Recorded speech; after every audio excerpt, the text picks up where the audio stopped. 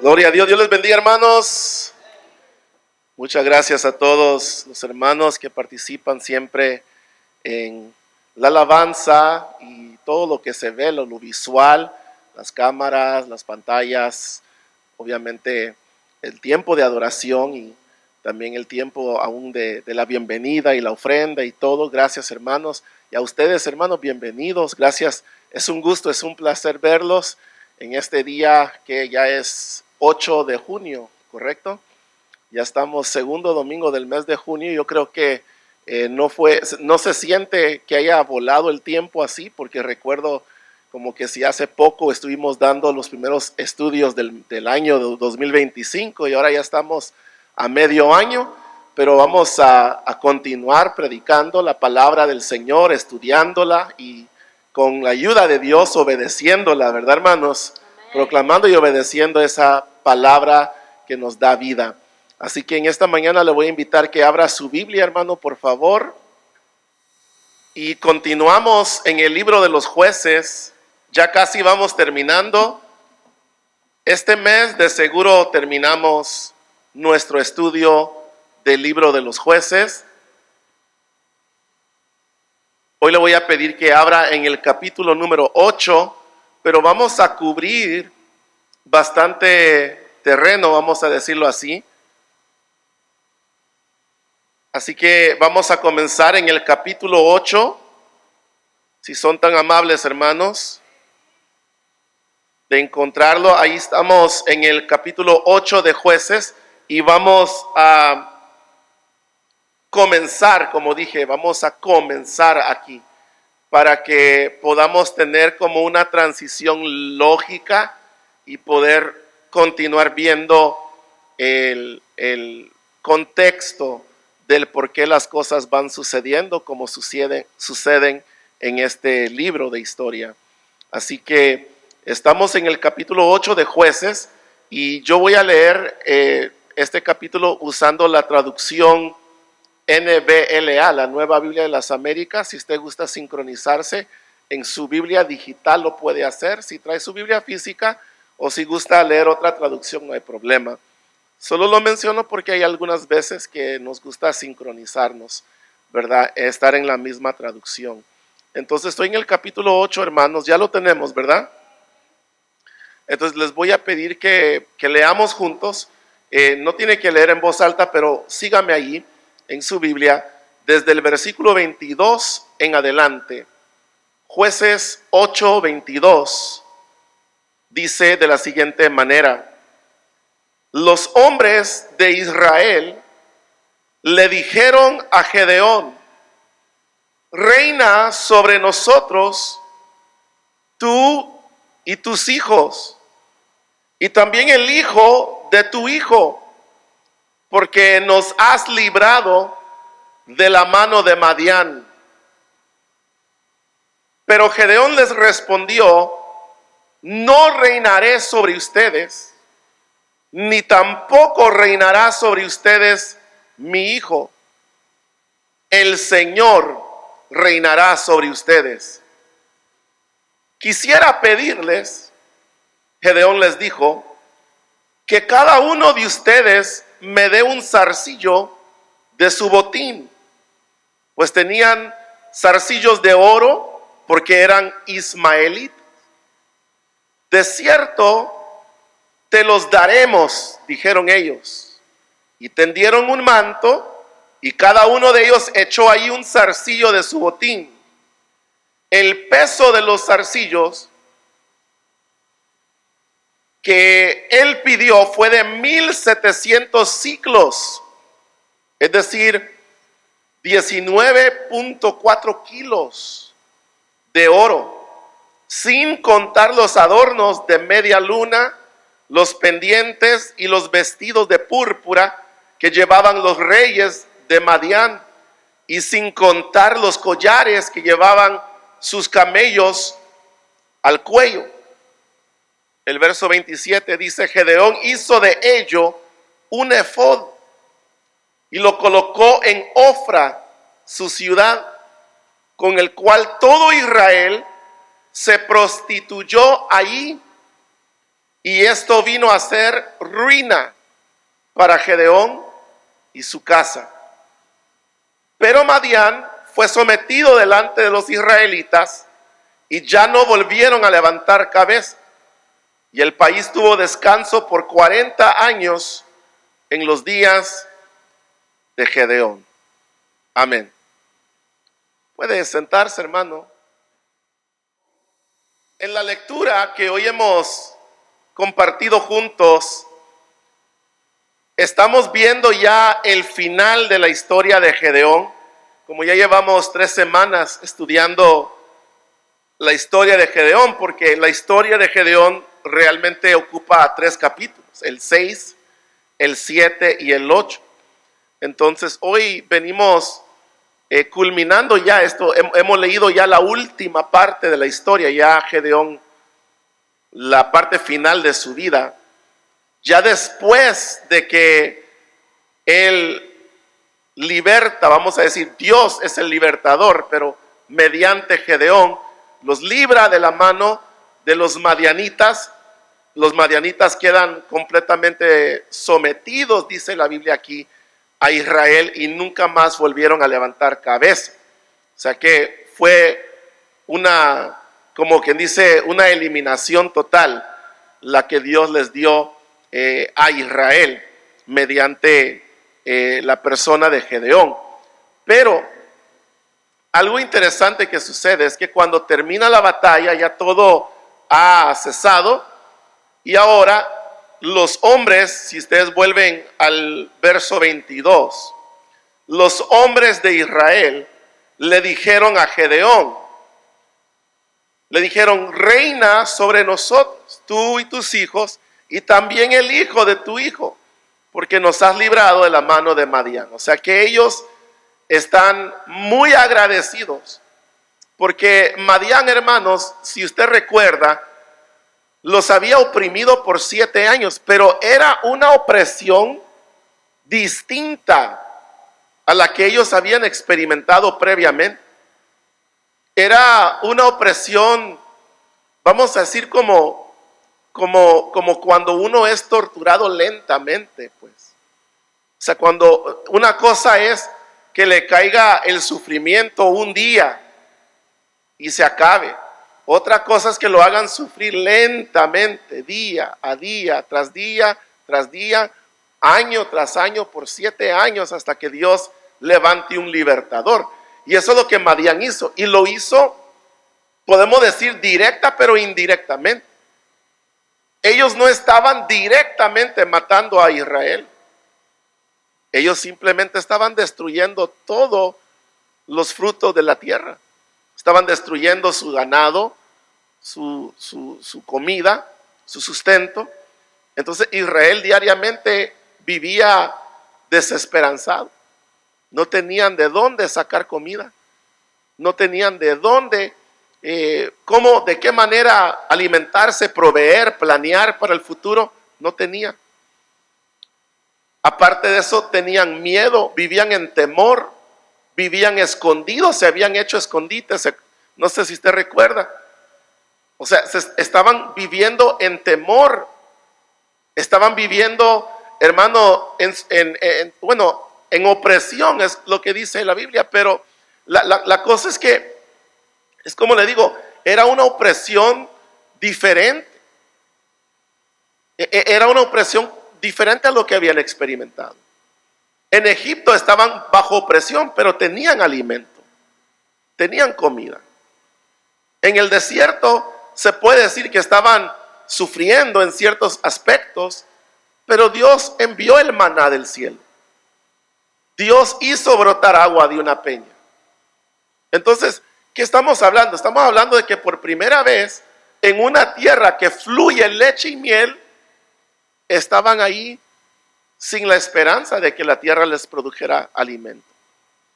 Entonces estaban viviendo desesperanzados, estaban viviendo en cierta manera, aparte del miedo y la falta de esperanza que tenían, también era como que se estaba acumulando un sentir como de sentir que ya no tenía sentido la vida. Ya no tenía sentido la vida. ¿Para qué levantarse otro día? No había algo que comer, no había algo que hacer, no había esperanza para el futuro. Y eso fue lo que les provocó clamar a Dios eventualmente.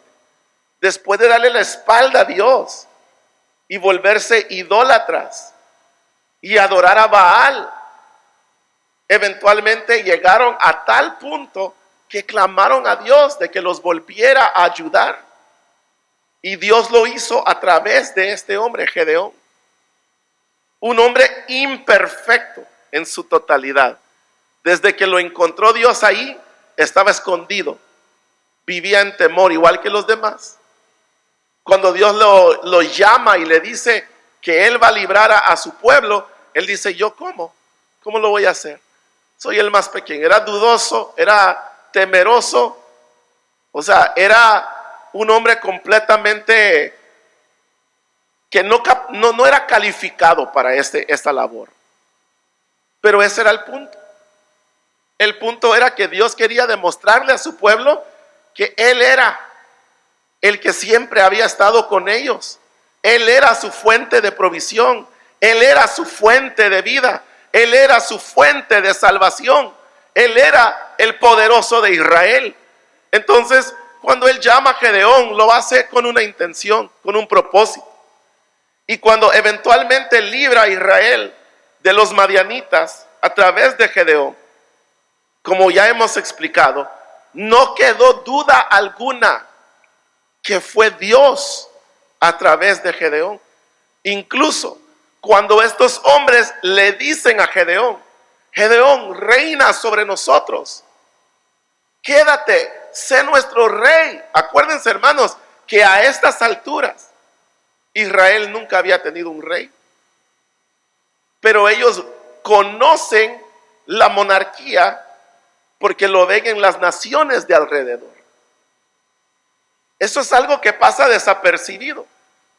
Lo que todos pensamos que Israel agarró de las naciones vecinas era la idolatría. Es lo que todos decimos, bueno, conocieron otros dioses por los pueblos vecinos, pero también conocieron la monarquía. No conocían la monarquía.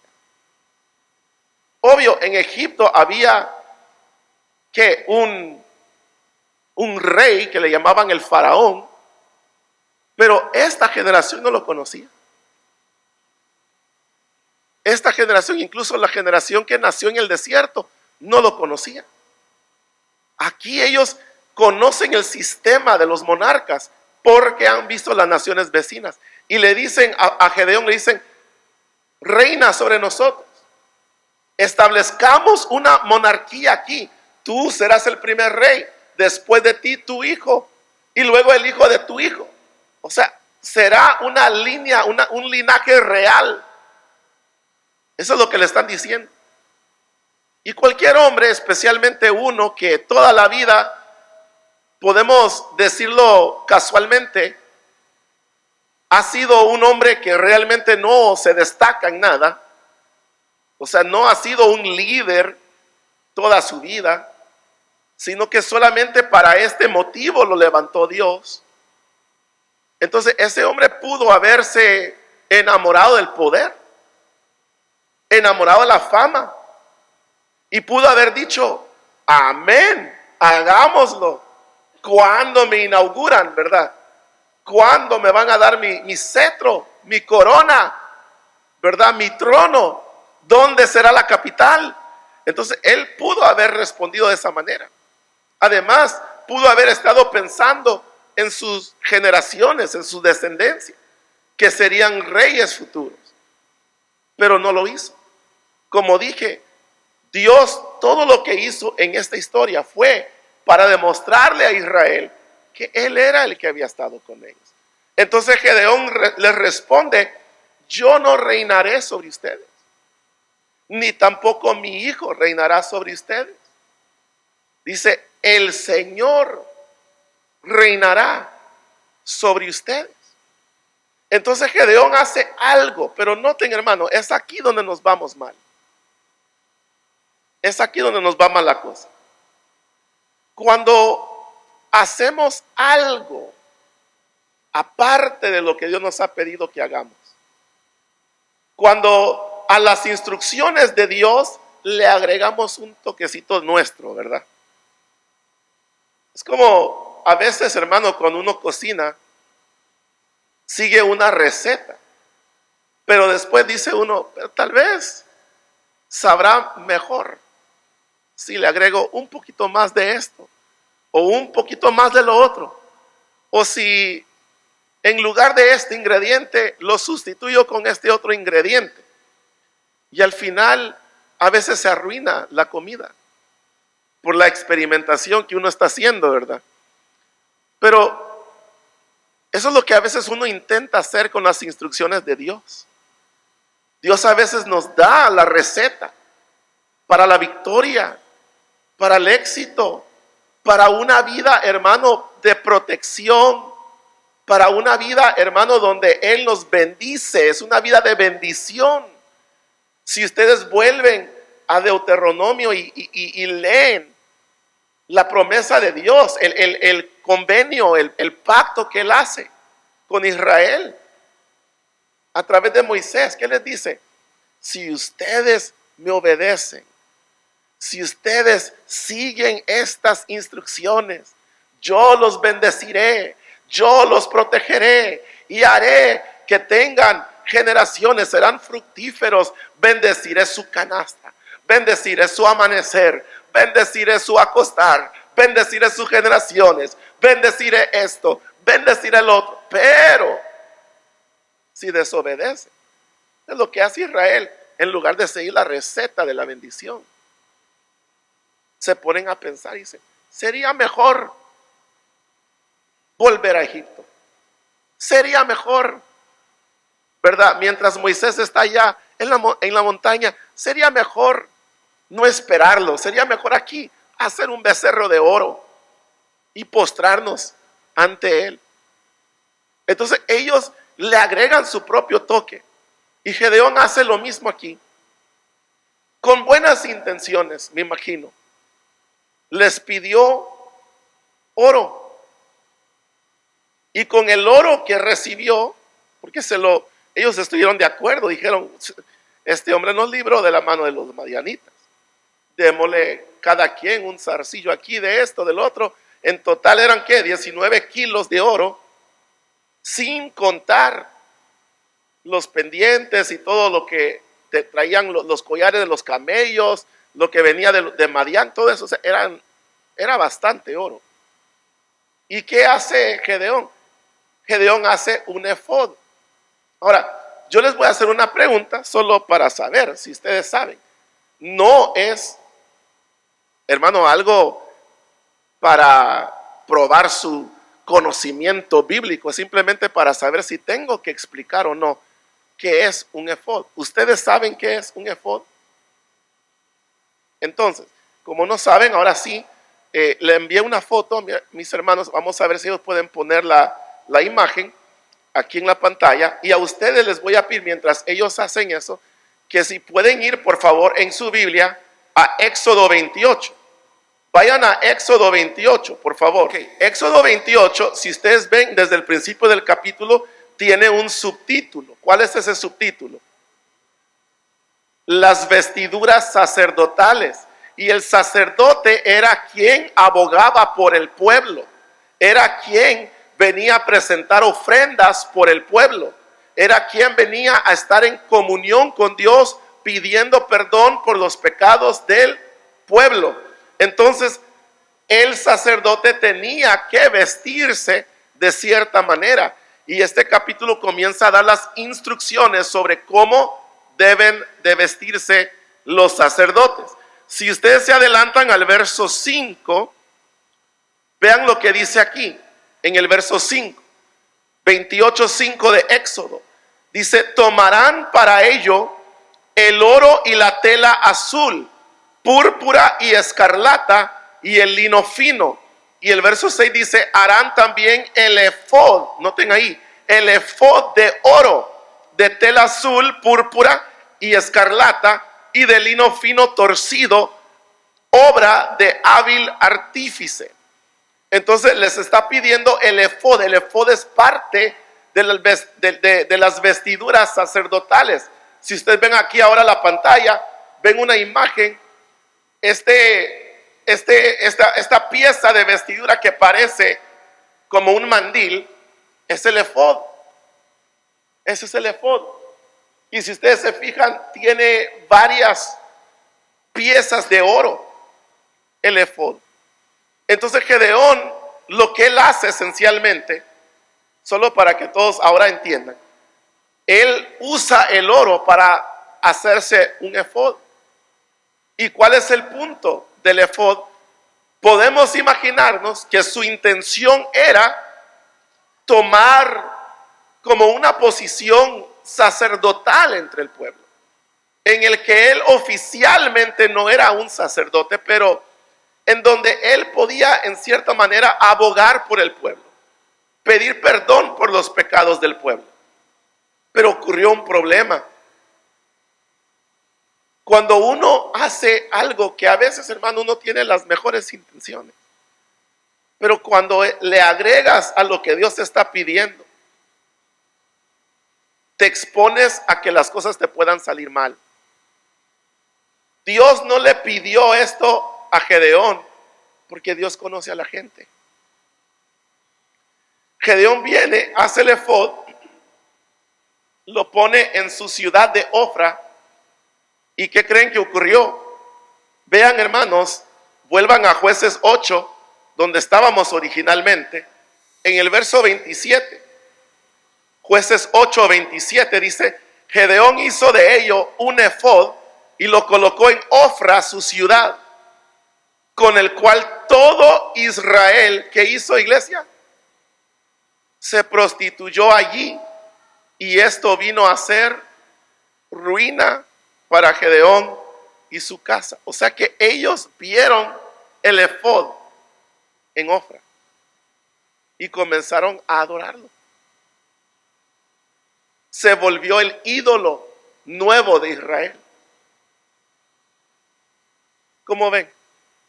Mira, hermano, hemos estado con este ciclo, que Israel hace lo malo, el Señor se molesta, se enoja, envía a los enemigos para oprimirlos, pasa cierto tiempo de opresión, Israel clama a Dios, Dios los escucha, tiene misericordia, levanta un juez, el juez los liberta de las manos del enemigo, de sus opresores, y luego Israel goza de un tiempo de paz con ese juez o esa juez en el caso de Débora, y después el juez muere.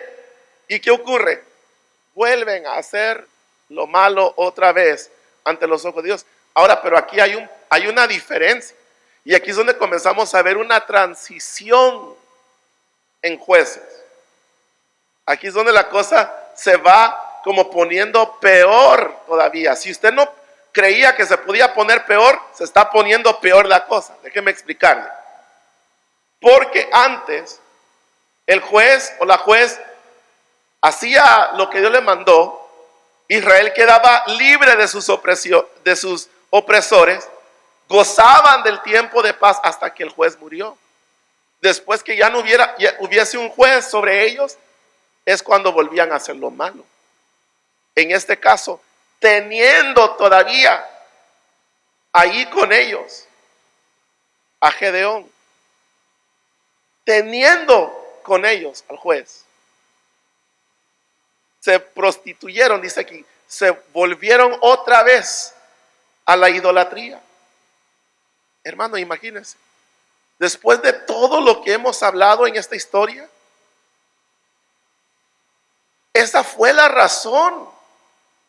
Esa fue la razón de todo lo que Dios hizo, era decirles: no estén idolatrando, adorando a dioses que no les pueden servir, que no les pueden ayudar. Soy yo el que les puedo ayudar. Y después de todo eso, ni siquiera esperaron morir, que Gedeón muriera. Lo comenzaron a adorar al efod que creó, que mandó a hacer. Ahora ya no es ni siquiera un Dios de los pueblos vecinos. ¿Ahora qué es? Ahora simplemente es vestimiento de los sacerdotes. Entonces, el país, hermanos, gozó. Ustedes pueden ver ahí, en el verso 28. Madián ya no volvió a ser una amenaza, no se volvió a levantar. Fue una derrota total la que Dios les entregó. El país descansó por 40 años durante los días de Gedeón, pero ya después, otra vez, como usted se imagina, hicieron lo malo ante los ojos de Dios. Ahora, volviendo al comentario que les hice sobre que aquí comienza una transición, donde la cosa se pone peor. Se pone peor porque, como le dije, ahí ya no esperaron que el juez muriera. Ahí ya comenzaron a hacer lo malo aún durante la vida del juez. Y ahora van a comenzar a ver algo peor todavía. Ahora van a comenzar a ver que el mismo juez ya no es ni siquiera bueno. Ya ni el mismo juez. Como ya vieron con Gedeón, el juez comenzó a tomar sus propias decisiones. Cuando ven al capítulo 9, el nuevo juez, Abimelech, comienzan a ver que ya con Abimelech las cosas ya van súper mal. Súper mal. No vamos a estudiar la historia de Abimelech. Nos vamos a saltar esta historia. Se lo puedo encomendar. Tanto esta del capítulo 9 de Abimelech como la del capítulo 10. Si usted se va al capítulo 10, van a ver dos jueces más, Tola y Jair. Y estos tres jueces no los vamos a estudiar, pero usted lo puede estudiar en casa. El detalle es que si ustedes van, por favor, a Jueces 10, vayan a Jueces 10, por favor. Y aquí en el verso 6 se van a dar cuenta de lo que es la situación. Dice, pero los israelitas, Jueces 10, verso 6, volvieron a hacer lo malo ante los ojos del Señor. ¿Y qué fue lo malo? Sirvieron a los Baales, a Astarot, a los dioses de Aram, a los dioses de Sidón, a los dioses de Moab, a los dioses de los amonitas y a los dioses de los filisteos. Abandonaron pues, ¿a quién? Al Señor, y no le sirvieron. Entonces, ¿qué dice el verso 7? Se encendió la ira del Señor contra Israel y los entregó en manos de los filisteos, en manos de los amonitas. Y ellos afligieron y quebrantaron a los israelitas ese año.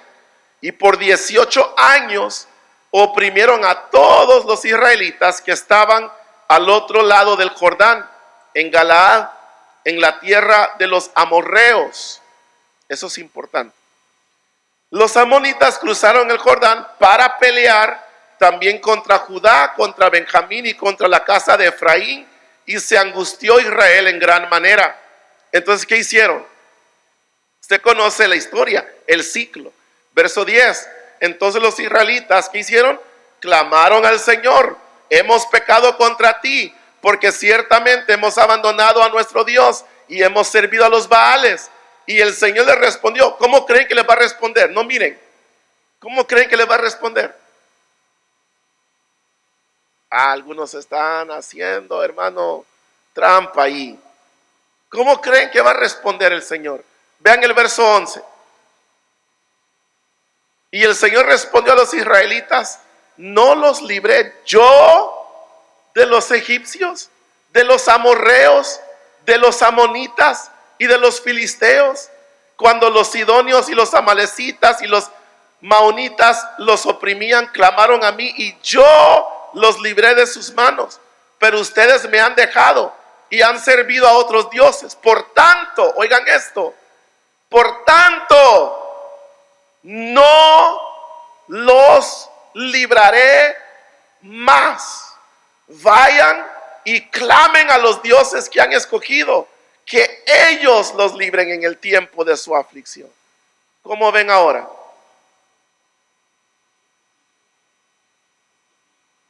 ¿Se está poniendo peor la cosa, sí o no?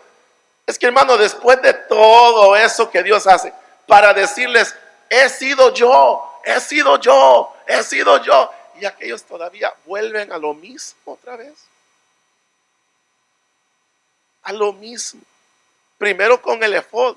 Eso fue todavía en los días de Gedeón, los últimos días. Después con Abimelech. Después, hermanos, aquí lo pueden ver con Tola y con Jair. Vuelven a la adoración a los Baales. Vuelven a la idolatría. Y no solo era de Baal, que, como decía ahí, que adoraron a quienes. ¿Alguien lo puede leer de nuevo? ¿A quién adoraron?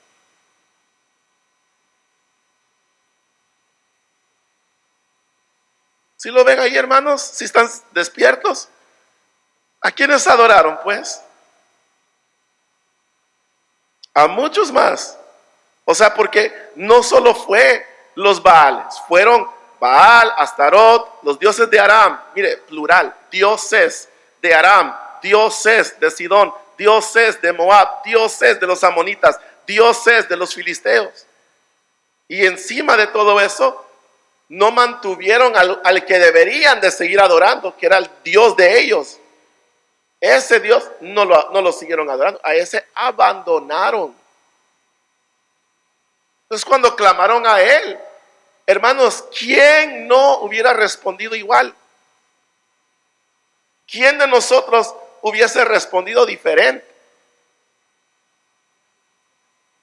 Si tienes a alguien que te llama cuando te ocupa nada más, les ayudas, se van, se vuelven a meter en el mismo lío, te vuelven a llamar, solo cuando te ocupan, los vuelves a librar, te vuelven a olvidar por otra cantidad de años. Caen en el mismo lío, se vuelven a meter en el mismo problema, te vuelven a llamar, ayúdame. Y les estás ayude y ayude y ayude, ayude, hasta que un día tú les dices, mira, todos estos que son tus amigos, con quienes tú te juntas, me olvidas, no me llamas, no me hablas, no te juntas conmigo. Pero en el momento de tu problema, ninguno de ellos te pueden ayudar. Me llamas a mí. Y soy yo el que te ayuda. Soy yo el que te he librado. Aquella vez, y aquella vez, y aquella vez, y aquella vez, y aquella vez. Y lo volveré a hacer esta vez. Pero aprende que soy yo. Y después de eso, vuelven a caer en el mismo lío. Peor que antes. Que 1, 2, 3, 4, 5, 6 veces peor que antes. Y luego te vuelven a llamar. Ayúdanos. Entonces, ¿cómo vas a responder en ese momento? Si no como respondió Dios. Todavía no se han dado cuenta que he sido yo el que he hecho todo esto para con ustedes. Entonces, miren, ahora no los voy a librar. Clamen a sus dioses estos que están adorando, que les ayuden ellos a ustedes.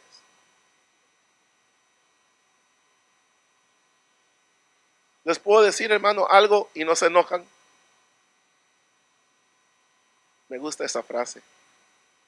Porque cuando digo esa frase no se enojan. Pero si no la digo, se enojan. Entonces por eso lo digo. Porque así se ríen, se ponen alegres. Mire, aquí está la cosa. La realidad, hermanos, la mera realidad que necesitamos a veces escuchar nosotros es que nosotros, cada vez que le fallamos al Señor, Dios, gracias, en su gracia, porque ya no estamos en este tiempo bajo la ley, ¿verdad? Como Israel estuvo. Estamos bajo la gracia, gracias a nuestro Señor Jesucristo. Pero cada vez que le fallamos al Señor, podemos, dice la Biblia, clamar a Él. Él es fiel y justo para perdonar nuestros pecados y limpiar nuestra maldad. Abogado tenemos, dice la Biblia, para con Dios, Entonces, eso es lo hermoso. Pero cada vez que le fallamos al Señor, algo sucede en nosotros, no en Dios, porque las misericordias del Señor son ¿qué? Nuevas cada mañana. Su gracia es sublime, es suficiente, más que lo suficiente. Ahora, pero lo que sucede es en nosotros. Nosotros nos volvemos abusivos de la gracia de Dios. Nosotros nos volvemos insensibles al requisito de Dios de ser santo como Él es santo. Entonces, con cada vez que hacemos algo, y mire, esto ocurre en la vida también, o sea, fuera de la relación con Dios, ocurre con otras personas. Cada vez que una persona te extiende gracia y gracia y gracia, te está entrenando a ti que tú puedes abusar de ellos. Y tú, cada vez que le extiendes gracia, tal vez estás entrenando a la persona que pueden caminar sobre ti, porque no estás estableciendo, ¿verdad?, tu lugar. Y lo que sucede, hermanos, es que Dios sí pide que nosotros seamos personas que perdonamos, pero también nosotros tenemos que saber cómo perdonar y a la vez poner límites en nuestra vida, establecer esos parámetros, esos límites. Y le voy a decir una cosa, ese no es el tema hoy, pero le voy a decir que Dios lo sabe hacer.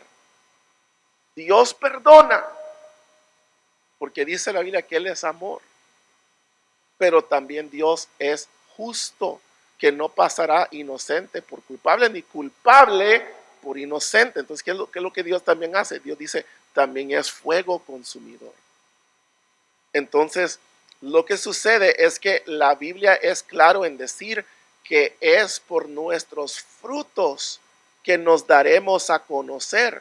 Uno a veces confunde el hecho de que uno haya en algún momento aceptado, vamos a decirlo así, a Cristo, que para mí nunca me ha gustado esta frase, porque no es el hombre el que acepta a Dios, Dios el que acepta al hombre.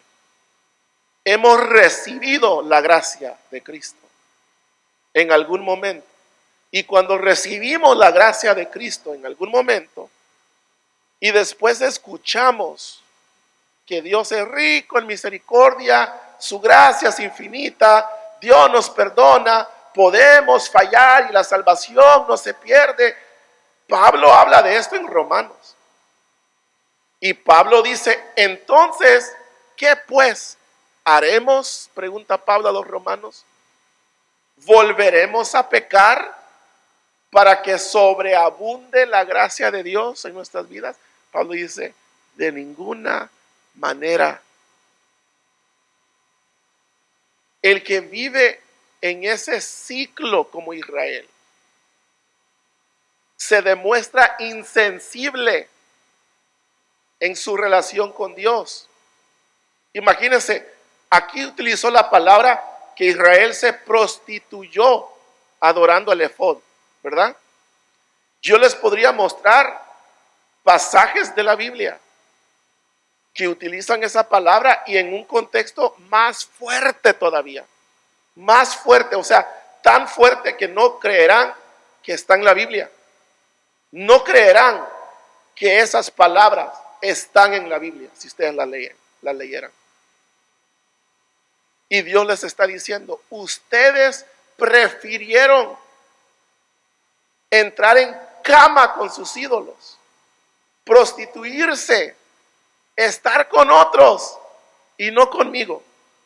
Entonces, esas palabras, imagínenselo usted en una relación, una persona siéndole infiel y usted lo perdona, siéndole infiel, usted lo perdona, siéndole infiel, usted lo perdona, siéndole infiel, no con uno, no solo con un Baal, con Baales, no solo con Baales, con Astarot, no solo con Astarot, con los dioses de eso, no solo con eso, sino con nosotros, no solo con eso, sino con una y otra, y como si fuera poco, hasta con un pedazo de ropa. Imagínese. Y usted perdone y perdone y perdone y perdone. Entonces, hermano, mire, cuando llegan delante y usted de vuelta a pedir, decirle, perdóname otra vez. Ahora, si usted puede ponerse en los zapatos, en el lugar de la persona a quien se le está pidiendo otra vez perdón, y usted se le comienza a calentar la sangre y decir, yo no lo perdono. O sea, usted puede ponerse en ese lugar. Ahora, nosotros no estamos en ese lugar. Estamos en el puesto de Israel, donde le fallamos y le fallamos y le fallamos y le fallamos y le fallamos y le fallamos. Y lo que se necesita, hermanos, es que nosotros recuperemos, no solo nosotros, Israel, recupere la sensibilidad. Que uno recupere la sensibilidad en su relación con Dios. Lo cual en el Apocalipsis, en las cartas a las iglesias, se llama recuperar ¿qué? El primer amor. Tengo esto contra ti, te has olvidado, has abandonado, has dejado tu primer amor. Entonces Dios ya no es tu primer amor. Es únicamente a quien tú acudes cuando todo lo demás te va mal. Y cada quien está en un diferente grado de este ciclo. Como digo, esto es algo que va de mal en peor, ¿verdad? Pero va de mal en peor. Y lentamente se dan cuenta cómo esto frustra a Dios. Y como le digo, como por los frutos nos daremos a conocer. Los frutos demostrarán si nosotros realmente somos hijos de Dios.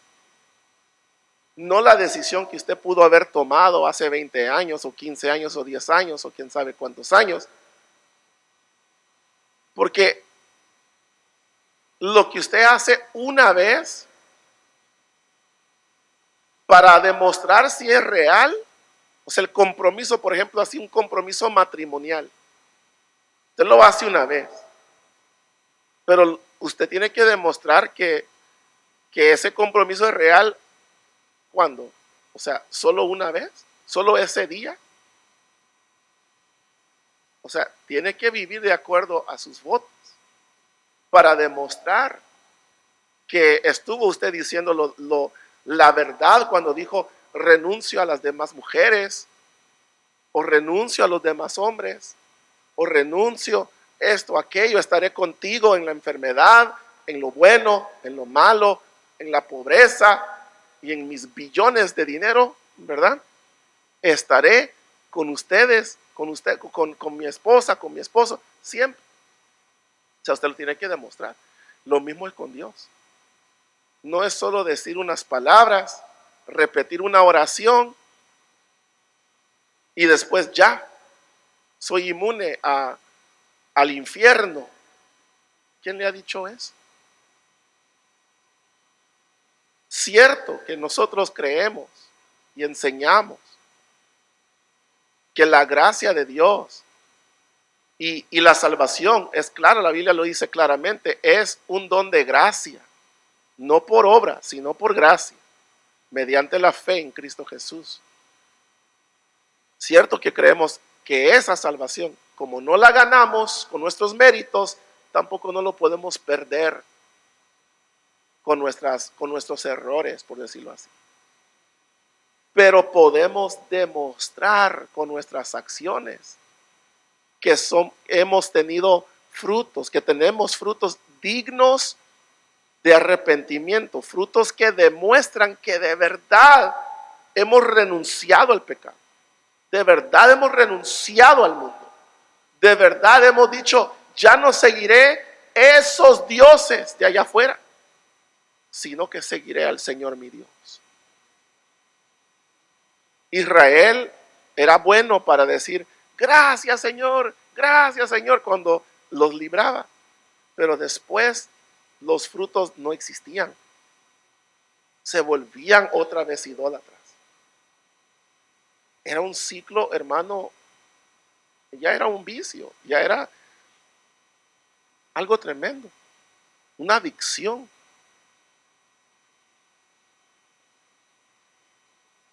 Y esto nos lleva, hermanos, yo sé que quedan solo 18 minutos, pero queda suficiente tiempo para presentarles al siguiente juez, al que sí vamos a estudiar el próximo domingo.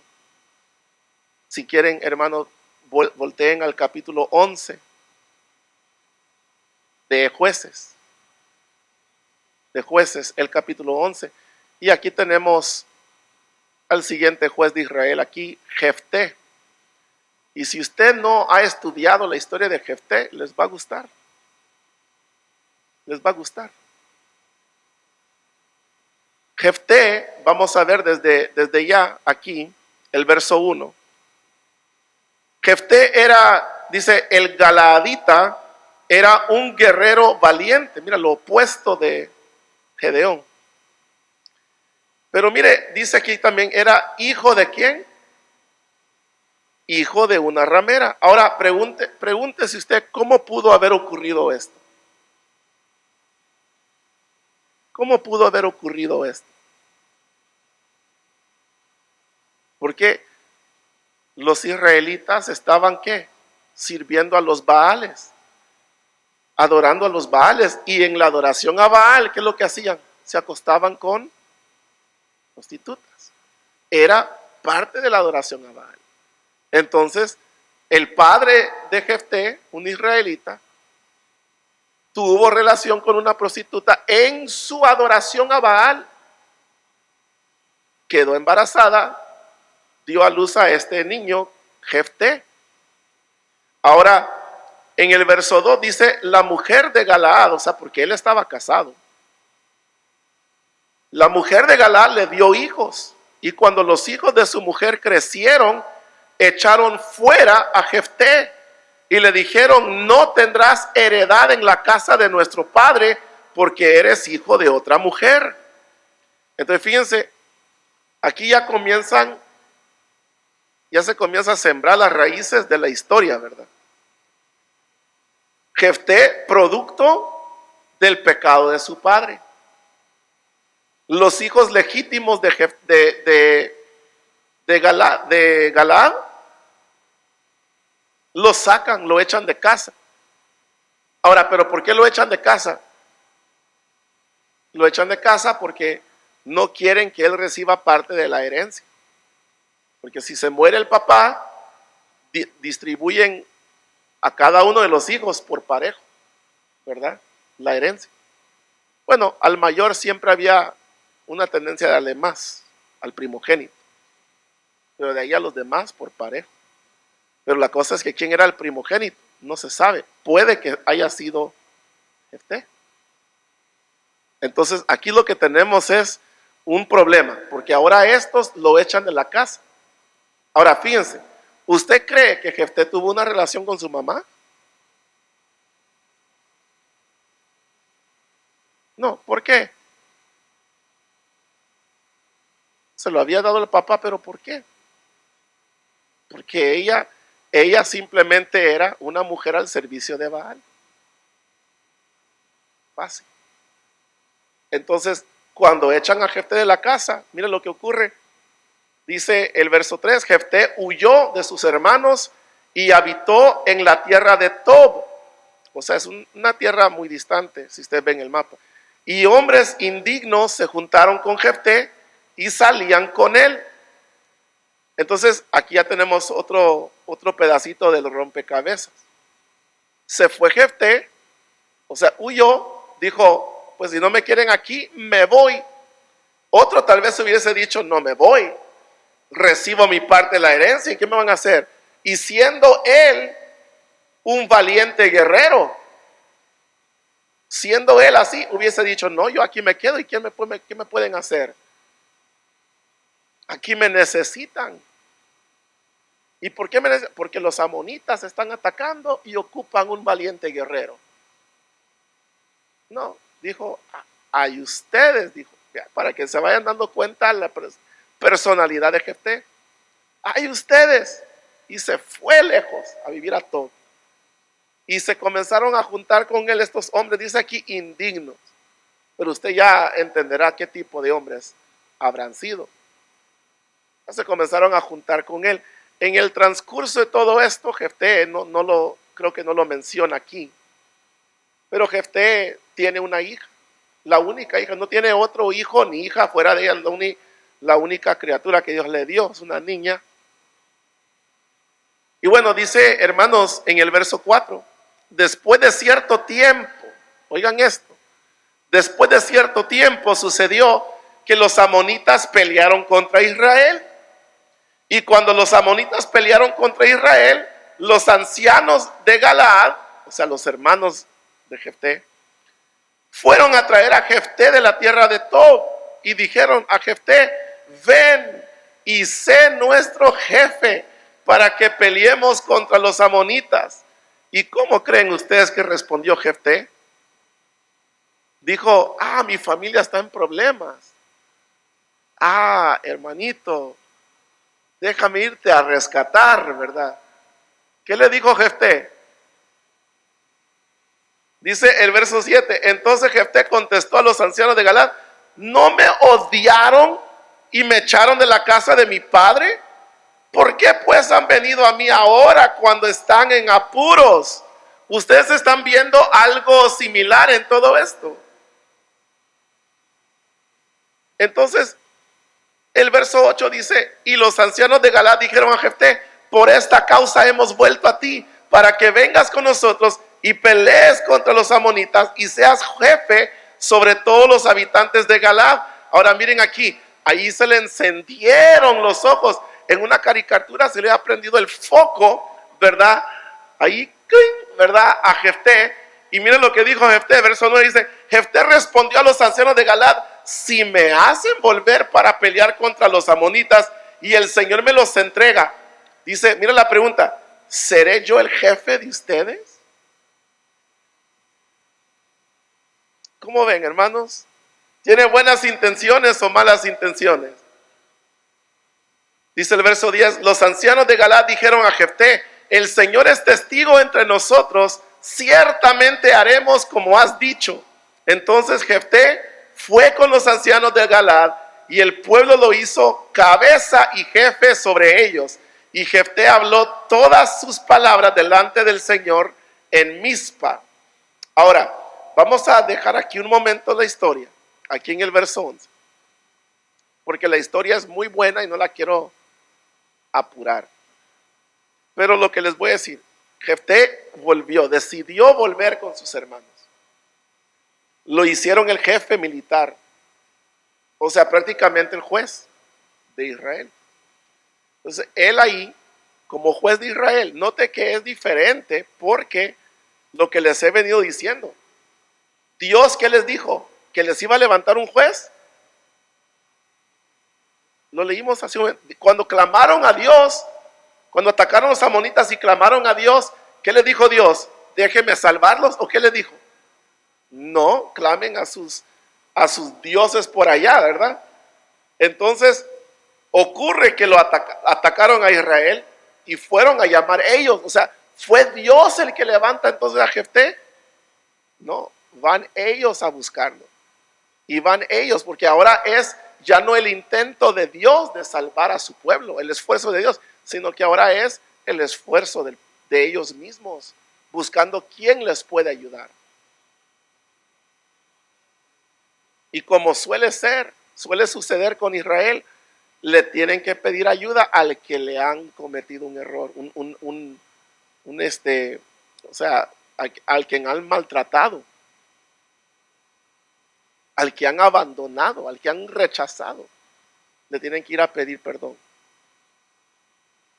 Entonces lo vuelven jefe, porque es lo que hace Israel, ¿no? O sea, en sus apuros acceden a lo que sea. Sí, tú serás nuestro jefe. Ven, ayúdanos y vámonos, va. Y van, y él es ahora el jefe. Entonces viene Jefté y como jefe, lo primero que él hace, que no lo hemos leído, esto comienza en el verso 12, pero se los estoy adelantando.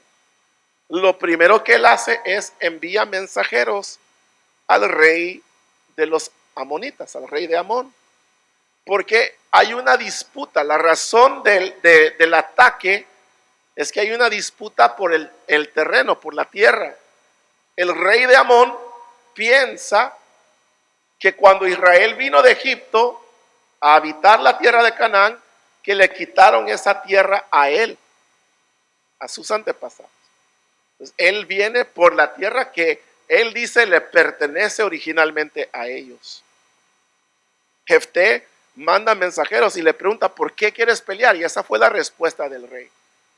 Entonces Jefté le va a responder de nuevo, pero todo esto está ocurriendo en un largo discurso, porque primero Jefté manda al mensajero a preguntarle, ¿por qué nos estás atacando?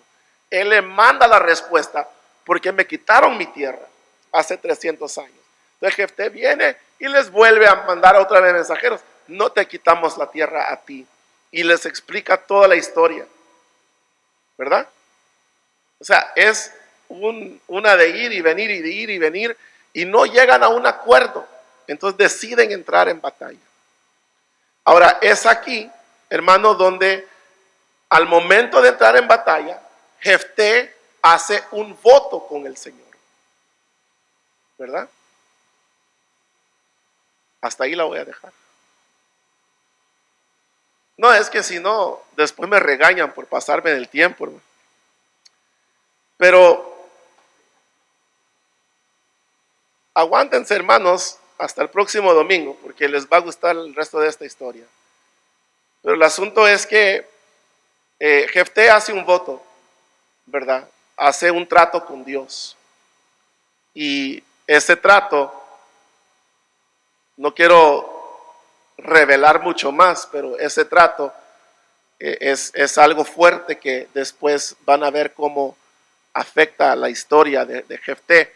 Lo que tenemos que nosotros sacar de aquí, extraer de esta enseñanza de hoy, es que las cosas están empeorando en Israel.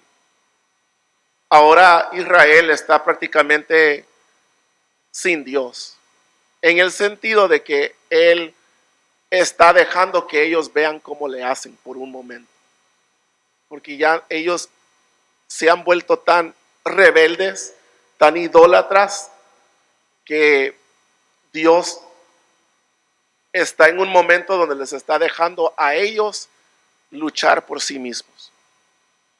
Y recuerde, no es que Dios se haya olvidado de su pueblo, es que en el trato con las personas, a veces lo que uno nota es que tiene que dejar que las personas experimenten lo que es la vida sin uno, para después poder apreciar, ¿verdad?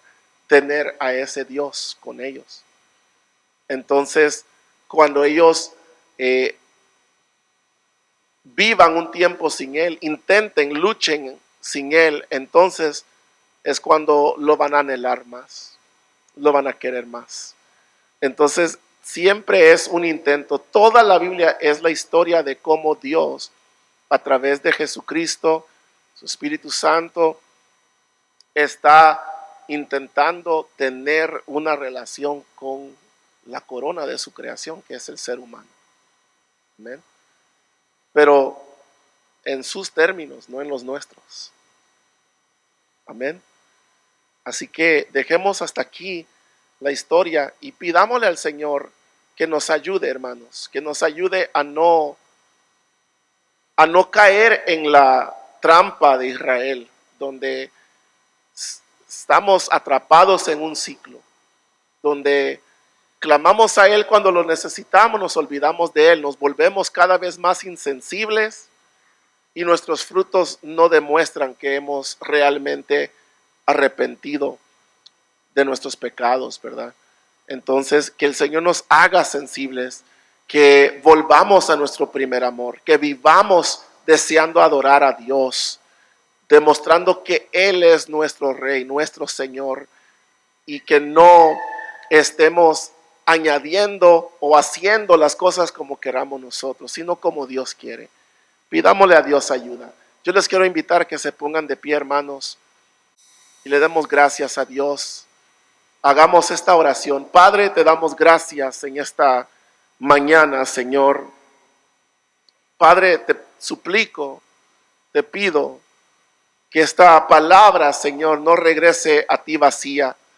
Que hayas tú, Señor, cumplido tu propósito al enviarla. Que tu pueblo, Señor, que hoy está aquí, hoy la ha escuchado, Señor. Cualquiera que lo escuche a través de otro medio, que reciba, Señor, este mensaje. Y es que tú anhelas nuestro corazón. Tú anhelas nuestro amor, nuestro servicio, nuestra adoración. Te duele, Señor, cuando nosotros nos olvidamos de ti, te abandonamos, vamos tras otros dioses o ídolos, o tomamos nuestras propias decisiones, Señor, sin tomar en cuenta tu palabra. Estaríamos nosotros viviendo en el mismo ciclo de Israel durante la época de los jueces. Esto es lo que no deseamos. Lo que sí deseamos, Señor, es que nuestro corazón, que a veces se vuelve insensible con cada vez que te hemos fallado y recibimos tu perdón y tu gracia, tu compasión. Lo que queremos, Señor, es volver al primer amor. En lugar de ser insensibles, queremos, Señor, volver a nuestro primer amor. Ayúdame, Señor, a vivir en ese primer amor. Hermano, ahí donde está, dile, Señor, ayúdame a vivir en ese primer amor. Quiero ser fiel a ti, Señor. Quiero hacer todo lo que esperas de mí. A ver, levante sus manos y diga conmigo al Señor: mi primer amor eres tú, Señor. Mi alma anhela agradarte. Mi primer amor eres tú, Jesús. Mi alma anhela agradarte.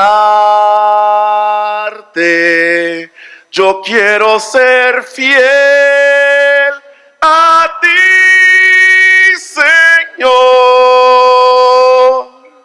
y quiero hacer todo lo que esperas de mí y no te dé palabras, sino es verdad. Una vez más, dile: yo quiero ser fiel a ti. Digámosle, hermano, ser todo lo que esperas de mí de palabras y no amarte de palabras, sino